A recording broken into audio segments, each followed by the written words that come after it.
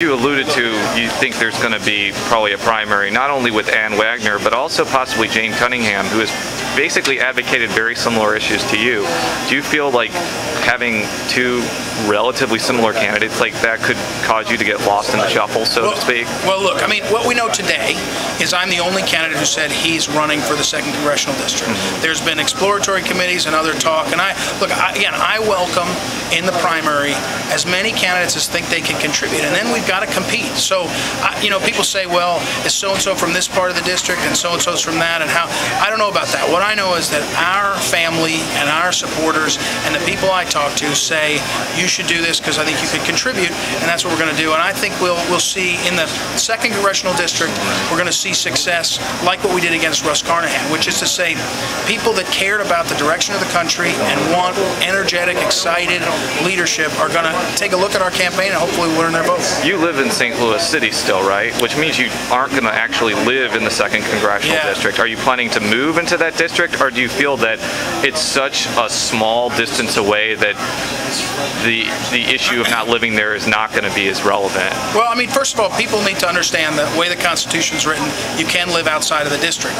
One of the great ironies is that one of the candidates in the last election, the Libertarian candidate, lived in Warrensburg, never came home as far as I could tell. That is the Constitution.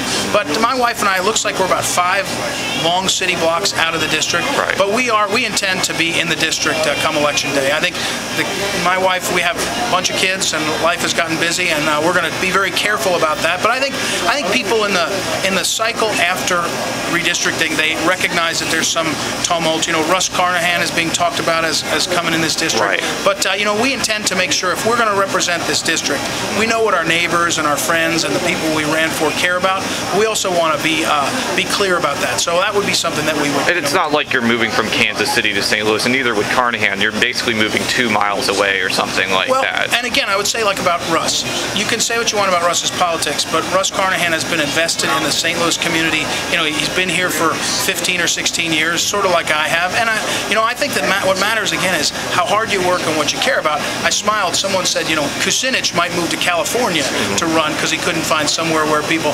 What we know is the issues, whether again it's SaveAB.com or term limits, or when I worked for the church, the pro-life issues. We've got to make sure that the people who are representing us are fighting shoulder to shoulder, neighbor to neighbor to make things work. It's a different situation from last year in the sense that if you got the nomination, you'd probably be the favorite to win, as opposed to basically you were the underdog last year. How do you think that would change the way you campaign and how you would present issues? Well, there's a lot of talk about how the new district is more favorable, and I think if you looked at Russ Carnahan in 2010, he had a district that was made for Gephardt, so it certainly was a harder slog, a tougher race. This new district is going to be more favorable to a conservative Republican, but I don't think in this coming 2012 election I would rely on that much. And we're going to run the same campaign that we did last time. We had a campaign that was characterized by small dollar donations and lots of events and door to door, and that's the thing we're going to do because I think we communicate best when we do that. I will say, it looks like Russ Carnahan could be being positioned to run for this. He's now on the top of the Democrat Congressional Committee's list of people to protect.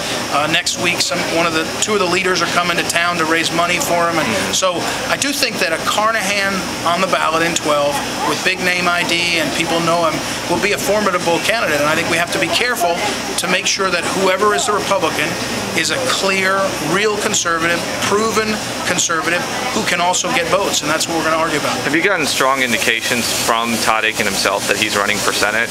Everyone's asking whether so-and-so's in, so-and-so's out. I'd say ask Todd. I met with Todd Akin a week ago. I met with Todd Akin about a month ago to talk. He and I are friends. He encouraged me to consider this race, but his decision and the timing of what he's going to talk about is up to him. But if he decided not to run for Senate, would you primary him, or would you have to change again? No, I'm running in the 2nd Congressional District, and I'm not changing. I'm not doing anything else. And I'd ask Todd Akin what he's doing. I think he's a proven conservative leader, and you get an answer out of him. But I'm here, and we're staying. And my wife is excited that I'm not going to be logging as many miles on my truck, and we can kind of work right here in our neighborhoods. Final question for you. Alluded to the possible primary again. What do you think makes you stand out as opposed to some of the other potential candidates? Well, I won't try to say compared to the others because I think they're all potential and there's lots of lists. But here's what I think we offer.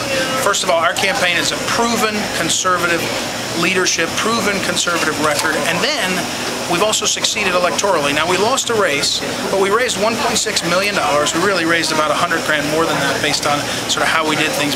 And we've been able to we got votes in a district that was close to 60% Democrat.